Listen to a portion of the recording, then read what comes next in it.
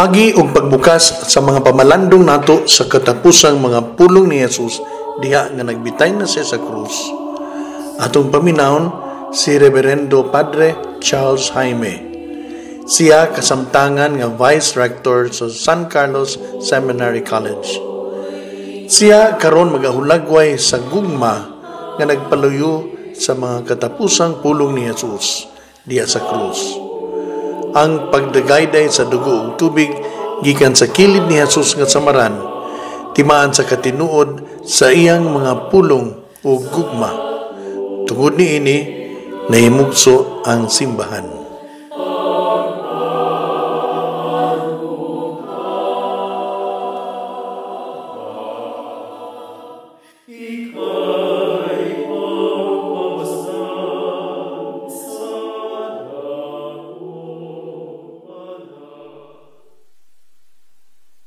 Siya nasakit, kita ang naayo. Ato ang kinabuhi, iya ang kamatayon. Bisan tuod gisulat kini ni Propeta Isaías sa dugay na nga panahon. Apan nagpunting baya gayud kini sa kinabuhi ni Kristo Jesus. Kansang paghandom nato kaniya, isip usa ka karnero, nga walay bisan gamay nga timik, miula sa iyang kaugalingon, diha sa kahoy sa krus. Aron kita makabaton og kinabuhi, diha kaniya. Paghatag kini og katumanan sa walay katapusang testamento, tali kanato og sa Dios Amahan. Testamento sa walay katapusang pagkamasinugtanon sa kabubuton sa Amahan, hangtod diha sa kamatayon sa krus. Diha sa krus ni Jesus, ang iyang kilid nga samaran, gibangkaw sa kasalanan, ug mibuhagay ang dugo ug ang tubig nga timaan sa Eukaristiya ug sa atong bunyag. Sa ingon, mipahimugso kini alang kanato, isip usa kasimbahan, nga giangkon niya nga iyaha. Dinhi gipadayag ang walay sukod nga pagmahal ni Jesus alang kanatong tanan. Bisan pa sa atong makanunayong pagkamasupilon. Dinhi magsukad ang atong tema. Gikan sa kilid ni Kristo nga samaran, nahimugso ang simbahan. Hibaluan nato nga nagsukad kining tanan diha sa walay kinutubang gugma sa Dios. Kini nga matang sa gugma, dili sama sa gugma nga gitawag nato og romantic love. Gugma kini nga naglihok. Matud pa sa usa ka German philosopher nga mauusab ang pilosopo nga gitamdan ni San Juan Pablo II, si Max Scheler. Siya nagkanayon, love is not an emotion. Love is a motion. Unquote. It is a motion from point A to point B. A movement from the lover to the beloved. Ang laing pangutana nagkanayon, unsa man di ay ang motion o ang lihok sa gugma. Sa katapusang 7 ka mga pulong ni Jesus nga nagbitay sa krus, atong mapamalandungan ang pipila ka lihok sa gugma ni Jesus nga iyang gihalad alang kanato. Hilabi na niining atong panaw karon, isip usa ka simbahan, usa ka katilingban nga mibuswak. Ang unang pulong, Amahan, pasaylua sila kay wala sila masayod sa ilang gibuhat. Gikutlo kini sa Ebanghelyo ni San Lucas, Kapitulo 2 ug 3. Tudling 3 ug 4. Kini pagabatbaton sa usa sa mga tinahod ug ligdong nga sugbuanon diha sa natad sa hudikatura. Retired Chief Justice Hilario Davide Jr. Ang maong pulong ni Jesus naghulagway sa pagpangayo og pasaylo alang kanato nga nagkulang sa kahibalo o kasayuran. Sa maong lihok sa gugma, masayod unta kita sa katuyuan sa Dios diha sa atong panaw, isip usa kasimbahan. Bisan pa sa atong pagkamasalaypon, nagmakanunayon siya sa iyang paghatag ug pagtanyag sa pasaylo alang kanato. Kabahin kini sa iyang bugtong tinguha, aron lamang kitang tanan mahiuli balik sa iyang sabakan. Amen. Sultihan ko ikaw, karong adlawa, adto ka sa paraiso uban kanako. Gikutlo kini gikan sa Ebanghelyo ni San Lucas, kapitulo 2 ug 3, tudling 4 ug 3. Ang ikaduhang pulong ni Jesus pagatidluman ni Monsignor Joselito Dalisay Tahanlangit, ang spiritual director sa Cebu Archdiocesan Lay Tertiary Council dinhi sa Archdiocese sa Sugbo. Ang gugma nga kansang lihok masinati pinaagi sa pagpamati ni Jesus kanato diha sa atong mga hangyo ug sa pagpamatiay sa matag usa o sa matag sakop sa simbahan, makabusman o maadunahan ang Kristohanong katilingban. Wala lamang kita maminaw sa pulong nga gisaysay sa Dios alang kanato, apan namati kita sa mga pulong nga gihagawhaw diha sa kinahiladman sa kasing-kasing sa atong isig kaingon. Hilabi na kanila nga nakabsan sa paglaom tungod sa nagkadaiya nga mga hinungdan. Sa ingon, mutangkod kitang tanan didto sa paraiso uban ni Kristo nga kanunay mamati kanato. Ang ikatulo nga pulong ni Jesus nga nagbitay sa krus. Babae, ania ang imong anak. Anak, ania ang imong inahan.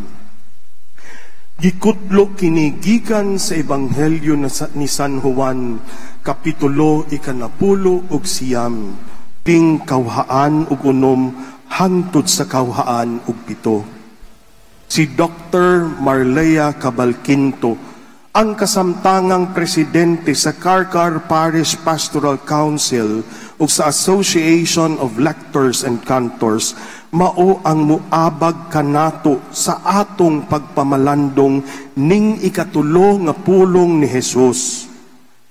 Gipadayag dinhi kanato ni Jesus ang gugma nga maunungon. Bisan ug diha pa sa sabakan ang anak ni ang inahan kanunay na nga nagmatuto ug naglantaw sa kaayuhan sa iyang anak. Wala gayud mahimulag ang gugma sa inahan alang sa iyang anak.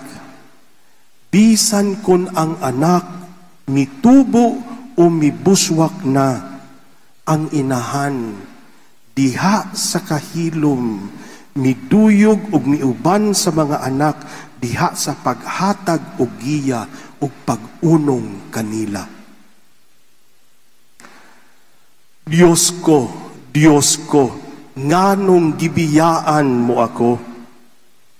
Si Reverendo Padre Raf de la Piesa, kasamtangang nagtungha alang sa Civil Law Studies, mao ang maggiya kanato sa atong pagpamalandong ning pulong ni Jesus nga gikutlo gikan sa Ebanghelyo ni San Mateo, kapitulo 2 ug 7, tudling 4 ug 6. Kun anaa kita sa atong mga kawadon, O gitamparos kita sa ubisan unsang dagway sa kakabos. Mga gumunhap, hilabi na nga dala sa pagtamak sa atong tawhanong katungod. Sa kasakit ug kamatayon, maaghat kita sa pagpangutana kung anaa bakaha ang Dios diha sa kalisod ug sa atong pagpasan sa atong krus. Apan, isilsil nato sa mga alimpatakan sa atong mga kasing-kasing nga ang Dios wala ug dili gayud mubiya kanato. Lihok kini sa gugma nga nagmakanunayon pagpakigsalo ug pagduyog kanato bisan diha sa tanang hulagway sa atong kalisdanan. Si Reverendo Padre Leonard Castrense Garces, ang kasamtangang principal sa Academia de San Miguel Arcangel sa Argao, muuban kanato sa atong pagpamalandong ning ikalima nga pulong ni Jesus nga nagbitay sa krus. Giuhaw ako. Madungog nato gikan ni Jesus ang tumang kauhaw gumikan sa kapintas sa sakit nga iyang nasinati didto sa krus. Inay tubig ang ihatag, suka nga gisaglan ug mira hinuon ang gipainom aron mapalanat pa ang tumang kasakit. Apan, kung mubalik lantaw usab kita sa laing bahin sa Ebanghelyo, labi na didto sa pagtagbo ni Jesus ug sa babaeng Samarianhon didto sa Atabay, atong mabasa nga si Kristo nga gitagbaw sa maong babae sa tubig gikan sa Atabay, mitagbaw pagbalik ngadto sa babae pinaagi sa pagdalit kaniya sa tubig sa kaluwasan.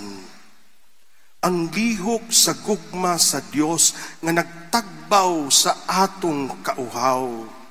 Kauhaw sa mga pulong sa Dios, kauhaw sa mga pagmaymay sa atong mga igsuon nga nagkalisod, kauhaw sa atong mga kaparian nga maoy magtultul kanato sa dalan paingon sa Dios nga Amahan. Kauhaw sa tubig sa kaluwasan. Natapos na. Mga pulong ni Jesus nga nagbitay sa krus. Tuod man, natapos na gayud ang kinabuhi ni Jesus diha sa krus. Natapos na ang iyang misyon, nabayran na ang tanang utang sa sala. Nagmadaugon na si Jesus diha sa krus, batok sala sa sala. Pagaubanan kita karon sa pagpamalandong ni Miss Heidi Eni Palapar, usa ka volunteer sa Cebu Caritas Incorporated, Commission on Service, ug sa Archdiocesan Commission on Social Communication sa atong Archdiocese sa Sugbo. Dunganan kita niya sa pagpamalandong sa lihok sa Dios nung gugma, nga nahimong gabay sa atong tagsa-tagsa kapanaw sa misyon, ug gabay usab diha sa atong panaw isip usa ka simbahan nga mibuswak. Ang samang gugma naggiya usab sa atong panaw ug nag-aghat nga mulangkob kitang tanan ug nga musalmot sa samang buhat sa gugma alang sa atong isig kaingon.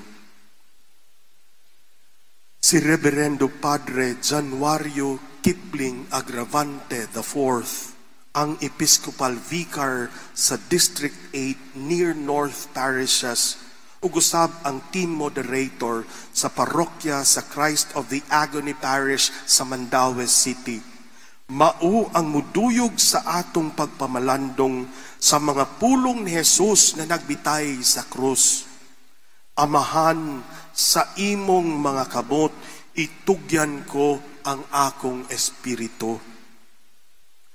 Dinhi masinati nato ang lihok sa gugma nga kanunay nagtugyan sa kaugalingon ngadto sa kabubuton sa Dios.